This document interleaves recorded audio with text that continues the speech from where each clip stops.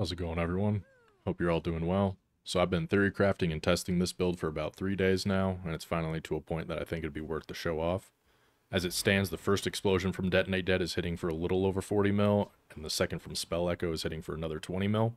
So that's about 60 mil damage from a single cast, which is pretty insane considering we're not using Hoa, Pillar, Temporalis, Astramentus, any of those big ticket items. It is using Trample Toe and Frostwall. I'm sure you've seen that tech from the auto bombers, but if you hadn't, I'll explain to you how it works. So Trample Toe, at least without a corruption, is dealing 30% of overkill damage to enemies within 2 meters of the enemy killed.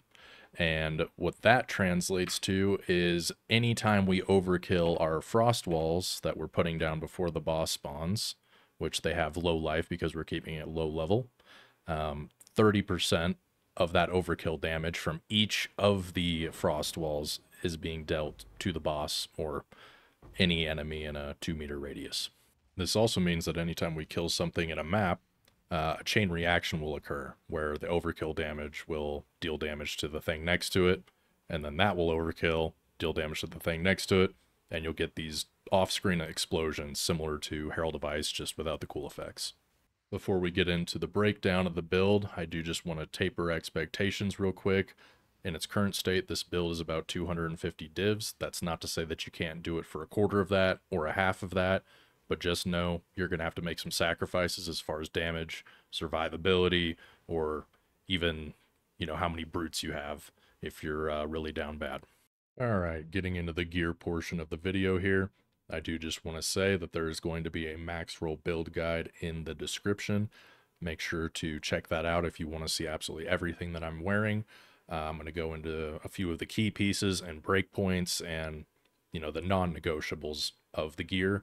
And you can take a look at the rest if you want to get into the nitty-gritty. One last thing before we get into the gear here. Some breakpoints for spirit, very, very important. You are going to need 390 spirit for bosses, and that is if you don't want to use Grim Feast. Keep in mind, if you have bonus ES going into the boss fight, turning off Grim Feast is not going to remove that ES, at least at this moment in time. If you do want to use Grim Feast, you are going to need 420 total on your bossing setup. As for mapping, you are going to need at least 318, and that is going to get you 3 brutes and 2 clerics. Every 44 after that is going to be an additional brute. So I'm using 5, which is a breakpoint of 406 spirit. If you only wanted 4, that would be 362. So depending upon your budget, you can kind of play with this. So we have 2 weapon slots, one for mapping, one for bossing. First one is going to be for mapping, at least in my setup. We're using Enison's Charge. You can get this corrupted and have the chance to not destroy corpses when consuming corpses go up. Totally up to you depending on your budget. Up next is the Scepter, 205 Spirit, plus level to all minion skills, and minions have increased maximum life. Those are the only 3 things that really matter. High mana is always nice, but not necessary. If you are trying to hit breakpoints, again, I will have all of those in the max roll guide down below. Make sure you are taking spirit out of the Scepter and not the amulet and the chest piece. That's really only if you're going to be on a budget. Keep in mind, every 44 spirit that you go down from 406 is going to be 1 less skeletal brute. So 3 feels fine. If you're on a budget, you can make that work. 4 is even better. And 5 is, maybe not as good as it gets, but it feels pretty good. Again, amulet, 50 spirit, plus level all minion skills. The strength is nice, as there is a strength requirement on the Scepter. Everything else here is a luxury. Buy it if you can. If you can't, don't sweat it too much. The chest, again, highest spirit you can find, highest ES you can find. Res is always great. As for the helmet, this is the DPS setup that I have, so plus the level of all minion skills, increase critical hit chance. If you're dying a lot, which you shouldn't, Series Disdain will help get that ES up even higher. You don't need a corrupted one like I have, but it is an option. Trample Toe is the bread and butter. I already touched on this before. Mine is corrupted up to 36% from 30, and I tried to find one that also had increased movement speed. Ingenuity to buff the rings. Gloves, kind of just a stat stick, so life, mana, critical damage bonus, res, whatever you need to fill out the rest of it, depending on what you buy. This is a non-negotiable, so you will need an unset ring. Reason for that is we're using a lot of skills with two setups that serve two completely different purposes. I do have a good bit of damage on here. You don't necessarily need that, but you know, the res is fairly important because it gets really expensive to fit it in elsewhere. The other ring is just another stat stick. The chaos damage doesn't matter, but high res. As for the weapon slot 2, again, we have another scepter, and we're using threaded light. Mine is corrupted to 14% spell damage per 10 spirit. I believe this goes up to 15 or 16, but this one was one div. It was cheap, so I got this one. It usually rolls, I think, yeah, 8 to 12%. So any increase that you can get on that is huge for damage. On the scepter, the level of all minion skills does not matter nearly as much when you're mapping. We already have way too much damage, so you could probably just leave it out on the weapon slot 1. But on bosses, this is massive. Try to get it as high as you can, as well as the increased maximum life. Moving on to the skills here. Number 1, we have Detonate Dead, as well as Frost Wall. Make sure to keep both of these as low as level as you can, so 7 for Detonate Dead and 9 for Frost Wall. When we are fighting a pinnacle boss, I swap Magnified Effect and Concentrated Effect, so that way we're just dealing as much damage as we can to the boss. When I'm mapping, I just keep it this way. So, Magnified Effect, Spell Echo, Corpse Conservation, Minion Pact, and Considered Casting. On our mapping setup, we are sitting at 83.5 on the critical hit chance and 539 on the critical damage bonus. And on every ability, I'm going to go over the weapon swap stuff because it changes as we get further down the list. So this is set up for both. On Frost Wall, we have Concentrated Effect, Second Wind, Spell Cascade, and Icicle. These two are just to make sure we can basically fill the whole entire room with Frost Wall, and it creates those juicy explosions that you were seeing earlier in the video. Next up, Soul Offering. This is just more spell damage.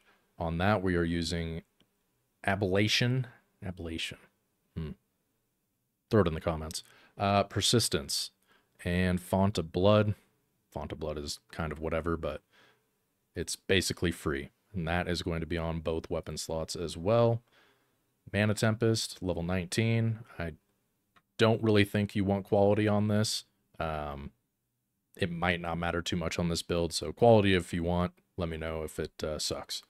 Premeditation, Murderous Intent, and Inspiration, just to lower the cost as much as we can. Again, both weapon sets.